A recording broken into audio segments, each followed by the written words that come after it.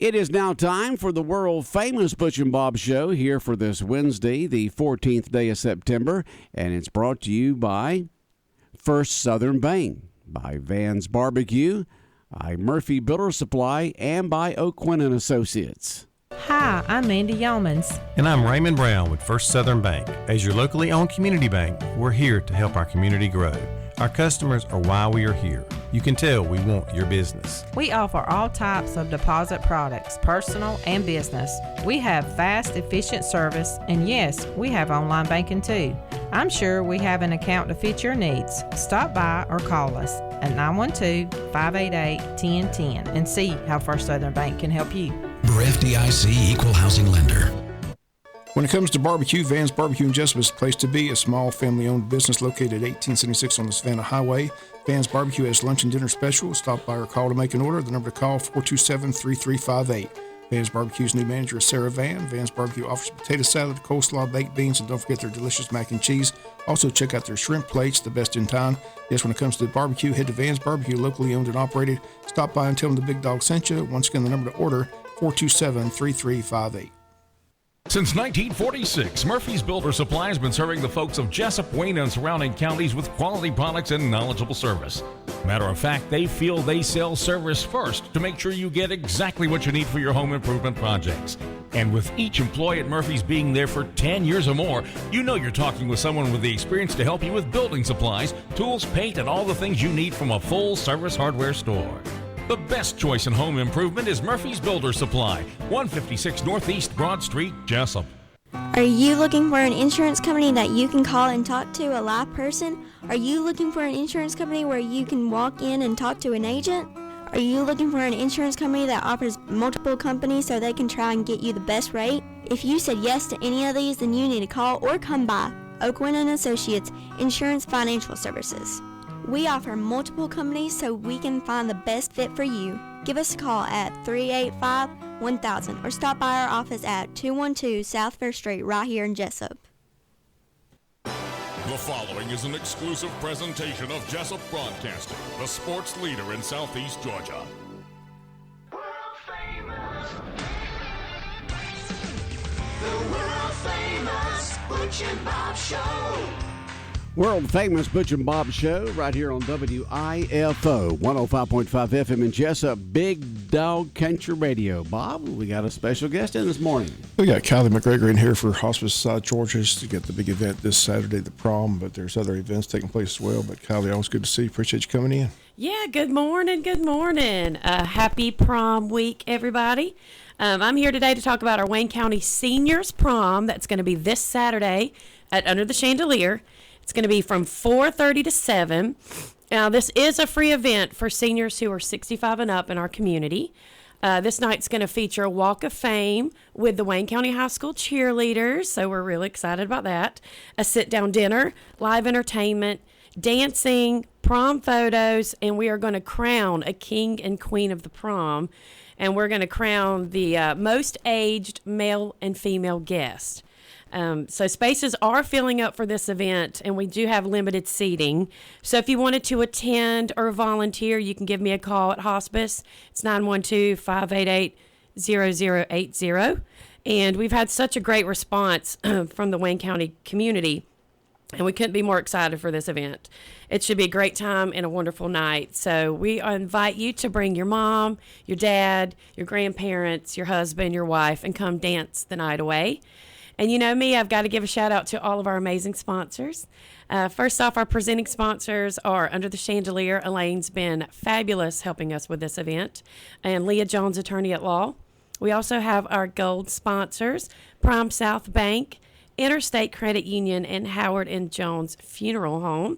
And our silver sponsors, Prissy Hen Boutique, Southern Senior Benefit, the Boyles Firm, Sean O'Quinn and Associates, and Mr. and Mrs. Mark McGregor. And we've just had such a great turnout. We are almost at capacity for this event, and we are, everybody's been very excited. We've been going to the nursing homes, and the residents have been out shopping for dresses. I heard that Dot Thompson was out the other day shopping for her prom dress. So we are gearing up, and we want to see all of you out. It's been such an honor for us to organize and host this first of many events. So we hope to see y'all out Saturday. Yeah. And then next we have our Camp Hope. Well, let's go back to the Sure. senior prom there. This is one of those things you talk about and you think about and you plan, but you just don't know if the seniors are going to respond to the invitation, but they have, haven't they? They have. I've been getting emails. I've been getting phone calls nonstop this week of people that want to bring their parents. We actually have 2 high school boys that are bringing their grandmothers. They asked their grandmothers to prom, so that was so cute. That is special. I know. It was so cute. So we hope it's going to be a wonderful night. And we've already decided next year's prom is going to be a fundraiser for hospice. And the theme for that one is Enchantment Under the Sea. So we're going to get the ball rolling for future events. And it's going to be a fundraiser for hospice. And we think we're going to have it bigger. And we're just going to keep this ball rolling. Wasn't that the name of the prom for Back to the Future? Maybe. Under the Sea? Maybe. We thought that would be a really cool theme to have. That is cool. And go ahead. Sure, yeah. Our next event is Camp Hope. That's actually coming up in October 7th through 9th, and it's going to be at Camp Jekyll. This is a grief and bereavement camp for children ages 8 to 17 who have suffered a loss, whether it's a loss of a parent, a loss of a grandparent, a loss of a loved one, even a loss of a pet, or a child of divorce. We invite everyone out to come for that weekend. This is a free camp offered by Hospice of South Georgia, and transportation and meals are included. And the last day to sign up is Monday, September 19th. So if you want to sign your child up, give us a call. I'm going to give that number out again because I love to give that number out, 912-588-0080. And then last but certainly not least, we had our first committee meeting last night for our Market to Midnight. That's going to be Saturday, November 5th from 6 p.m. to midnight at the Farmers Market. And this event will feature live music from the company band. We booked them. We have cocktails, a silent auction. We're going to have a food truck court and so much more. We've got a few tricks up our sleeves. And all the proceeds from this night are going to go in support of Hospice of South Georgia. Okay. Yeah. And last night we gave our committee a tour of the new building, and it is going to be fantastic. So we are... The new building you're talking about? Yep. The new building home. there at Yep. Hospice. Mm-hmm. Okay. It's going to be really, really pretty. Tony's done a fantastic job. She's absolutely incredible. So we are hoping that's on track. And we're hoping to have the opening for that coming soon. So I'll be back on the radio to talk about that. And so if you wish to be a corporate sponsor or would you like to donate to our silent auction, you can give me a call. And tickets for this event for Market to Midnight will be going up soon. And the event will be going up soon. And flyers will be passed out with all more details. And I'd like to close with thanking you guys, the Butch and Bob Show.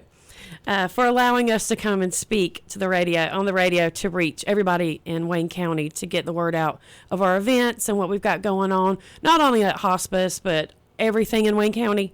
We love you guys. And I'd also like to thank Wayne County. You all have been so amazing throughout events, even when I worked at Home Senior Living. I'm telling you, if I asked for something, you all delivered. So I've lived in many places, but there's nothing like Wayne County. Okay, So, well, yeah. Sounds good. A lot of the activities going on with Hospice. Kylie, you're doing a good job at helping promoting that and putting it all together. And we look forward to having you back on to talk about the success of the senior prom and plus the other events that you've got coming up. Thank you. And we would like to personally invite you, Butch and Bob, to the prom as our VIP guests. So just let me know if you want to come. Yeah, and thank you guys. And we hope to see y'all Saturday. Again, that number is 912-588-0080. And thank you so much, guys. All right, Bob. The time again of the prom this Saturday. What's the time? It's going to be we're going to invite guests. The guests are going to start arriving at 4:30. And then the program will start at 5. Dinner will begin at 5:15. And then I believe dancing will start at 6, and then at about 6:45 we're going to crown the king and queen. So see, everything's done early for seniors because see, we expect to be in bed by 8 o'clock. People will say, "What do you mean you're having dinner at 5:15?" Yes. Usually social hour don't begin to 7, but for us seniors, 8 o'clock, that bed starts calling us. Well, maybe next year we'll push it back a few, right? We're testing the waters this year. You did it at a perfect time this year. Oh, thank you. Everybody's wrapped up by the time that they're ready to go to bed. Yes, and come out dancing. Wear some comfortable shoes, and we're gonna have a good old time. All right. Thank you, guys. All right, take care. All right. We'll have more of the world-famous Butch and Bob show in a moment right here on Big Dog Country Radio, WIFO 105.5 FM in Jessup. South Georgia weather. Here's your WIFO forecast. Will be sunny today, light northeast breeze, high mid-80s. Then mostly clear, low 60s for tonight, sunshine upper 80s tomorrow, mid-60s tomorrow night. Friday, sunshine upper 80s. Saturday, sunshine upper 80s. Sunday, mostly sunny. A slight chance of afternoon showers and thunderstorms. High Sunday in the upper 80s. Georgia Chief Meteorologist John Weatherby in the Georgia 811 Weather Center. Contact 811 before you dig. Take a step forward in the right direction with a new career. Contact us here at Jessup Broadcasting about our current openings for account executives, full-time or part-time. You will be trained to offer local businesses effective radio and digital advertising and marketing solutions. You will earn salary plus commission. Call or text to set up an interview at 912-427-3711. 912-427-3711. Call weekdays from 10 a.m. to 3 p.m. and ask for Mr. Hubbard.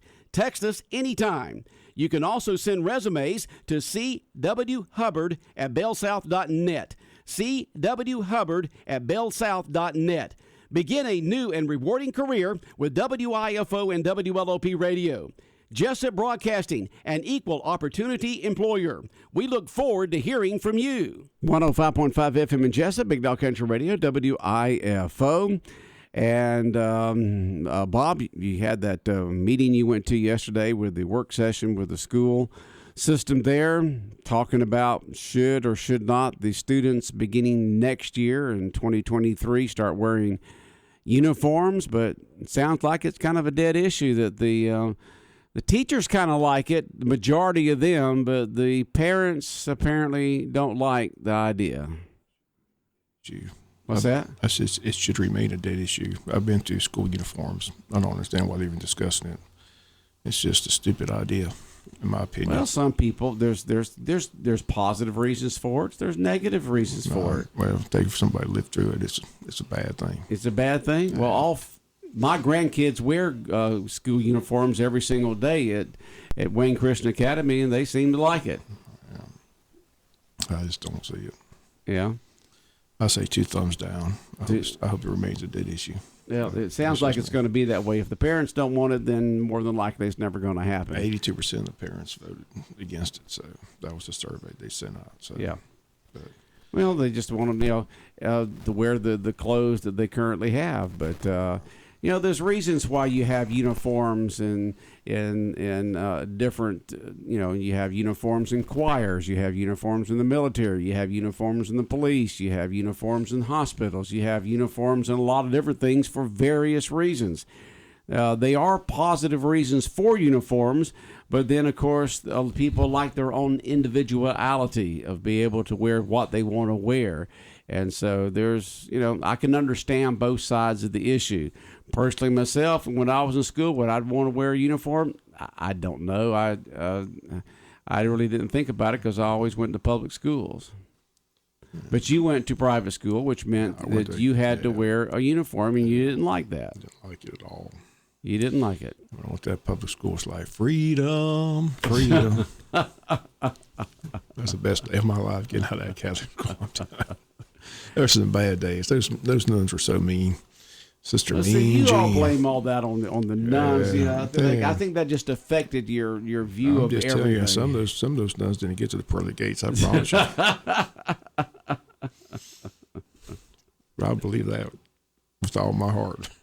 But when you do have the different styles of clothes, and and she was talking about the bullying because some kids are able to wear fancy clothes and some couldn't afford the fancy clothes, and you got ones that sometimes they have to be sent home because this is too short, or this is too this, or this is too that. There's good reasons for it, but then you do run into the situation of individuality, of the freedom of what the parents and what the students want. Well, there's a lot of questions that just weren't asked at the board meeting. I had a lot of questions like, who's paying for the uniforms? Right. How many uniforms do they get? Do they get one for every day of the week? And what happens if a kid doesn't wear the uniform? What happens if they have the mandate? What happens if they don't wear it? It's just like if a girl wears a too short dress, she's sent home, or if a guy wears too short shorts, they're sent home. So they just kick them out of school if they don't wear the uniform. Well, we have that right now. If people don't wear the clothes that fit the bill, good and well, right now there's students that are sent home if they don't wear what is in the handbook. Who fits the bill? Does the school provide the uniforms? Oh, I have no idea about that. I'm talking about school. Your grandparents. Oh, no. They pay. The parents got to pay for your own clothes. Okay. It's just like if you wear your own clothes, instead of buying regular clothes, you buy a particular type of shirt, a particular type of pants. Yeah. So the parents would have to pay for the uniforms. Right, just like they do normal clothes. Yeah. Yeah, just like if you would, wear, your parents pay for their clothes that the kids wear to school right now, so they would just buy the uniform clothes. But then, of course, at that particular time, you'd have to have a supplier. Who would supply those? Where would you get them? It used to be in the old days, if your boys were involved in Boy Scouts, you went down to Maxwell's department store and got all your items there. The Boy Scouts, they have uniforms, and that's where you used to get the uniforms and everything that you needed for that. I don't know where they get them these days because, that closed up a long time ago. There's positive and negatives for both of it, but, but what it really comes down to is if the parents don't like it and the students don't like it, then you just forget about it and go on. They did ask the question. One of the parents asked the question when they filled out a survey, where if the kids are going to have to wear uniforms, we want the teachers to wear uniforms. So the board asked the question how they feel about that. They didn't ask that question. So okay. So that was kind of interesting. You're going to make the students wear uniforms, and they said that the teachers should wear uniforms. So I don't know. I just, like I said, my experience. I know you don't like experience. You had bad experience with it. I'm just telling you. I'm just glad they said it was a dead issue. You mean to tell me if you went in the military, you wouldn't wear a uniform? I guess I'd have to. I didn't go to the military. Were you ever in Boy Scouts? No. Were you ever a member of a choir or anything like that? Well, how about a sporting team? Were you ever a member of a sporting team? Yes. Yeah, you wore a uniform, right? Didn't you? It was a baseball uniform. Okay, all right. But going to class, you don't think they ought to be uniforms, right? 2 thumbs down. 2 thumbs down on the uniforms, huh? I guess. And I thought that was an interesting comment that they mentioned the fact that you'd have different colors, one for seniors, one for juniors and sophomores and freshmen. I don't know if I've seen or heard that, but that's also another interesting idea right there. But there's good and positive. But if the parents don't want it, and the students don't want it, hey, you can't make them. Okay, so you just move on. You just move on. But we'll see what happens when it's brought back up again at the end of the school year for the next year. But then you got to have that supplier of school uniforms. You got to come up with the colors. Are the girls going to wear? Do they wear long skirts down right to their knees, or do they get to wear slacks also? You got to have winter uniforms. You have to have summer uniforms. You run into a whole gamut of stuff there. So the easiest decision to make is the most popular decision, which is no uniforms. Well, like Nick Ellis said yesterday, thankfully they don't have to make any decisions. They don't have to make any decisions. At this point, it's a dead issue, is what he said.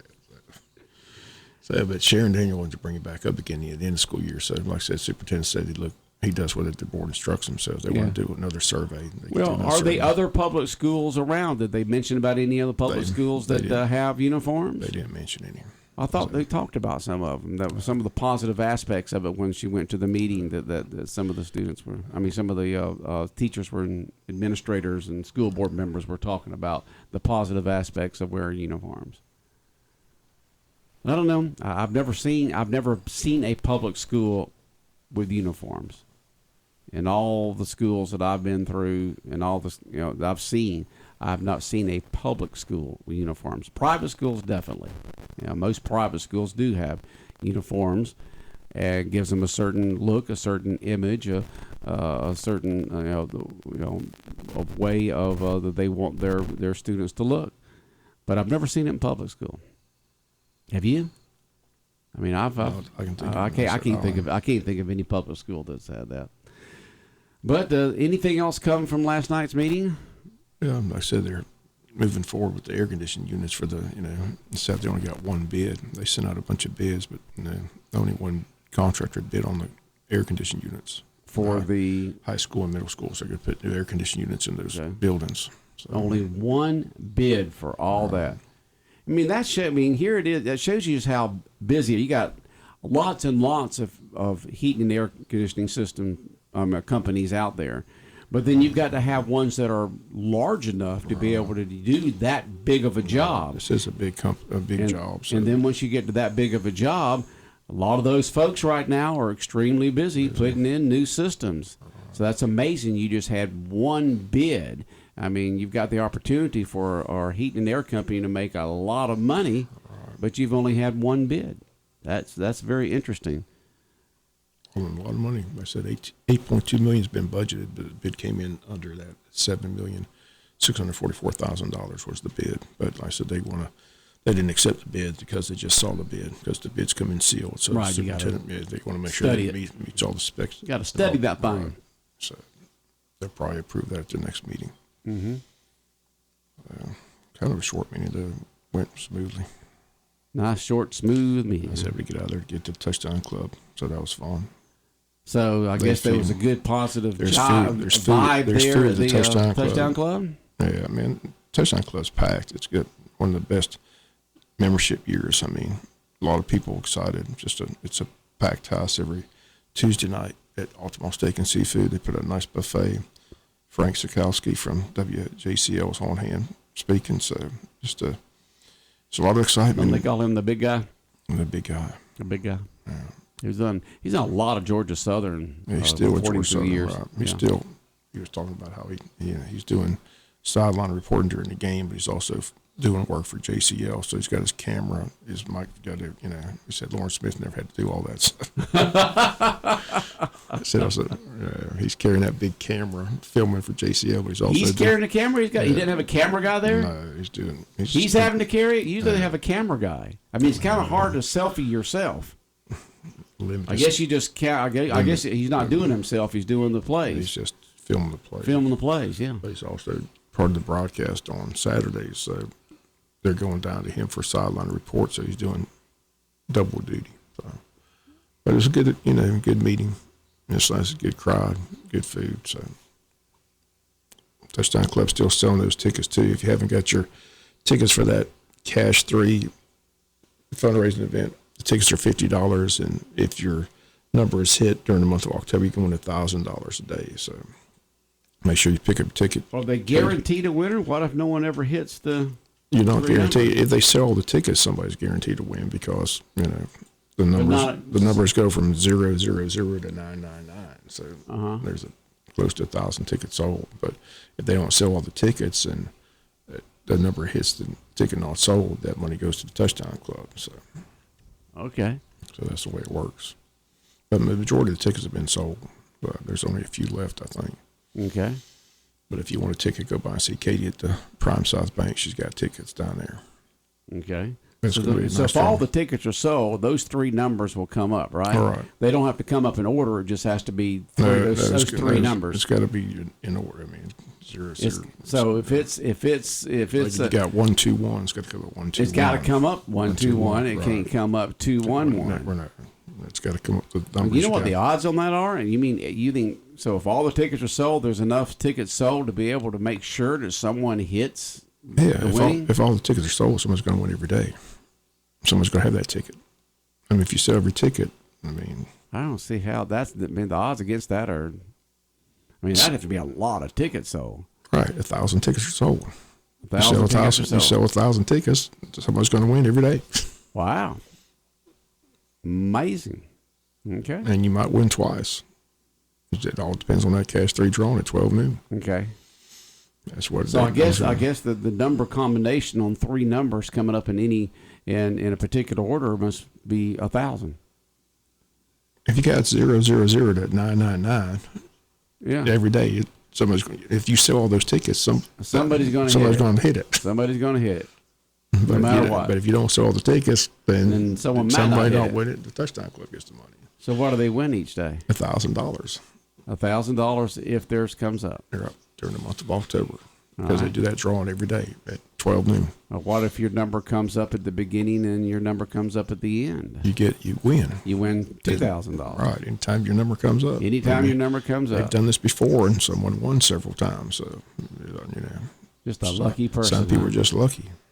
Just lucky. Not me. Not you, Bob. We know you're not, Bob. I haven't won anything. No matter how many raffle tickets I've bought over the years at all these events.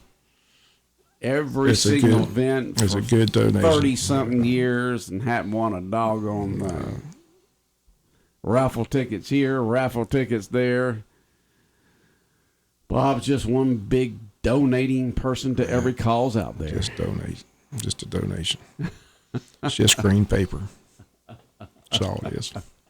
Green paper with just numbers on it. Can't take it with you, so just green paper. All right, Bob, anything else in your mind this morning? Just looking forward to Friday night. Should be a fun night again, Wayne County State Spurs. So. Okay, we'll talk about that later on. Okay. All right, take care. All right, the world-famous Butch and Bob Show right here on WIFO, 105.5 FM in Jessup, brought to you by First Southern Bank, by Van's Barbecue, Murphy Builder Supply, and by O'Quinn & Associates.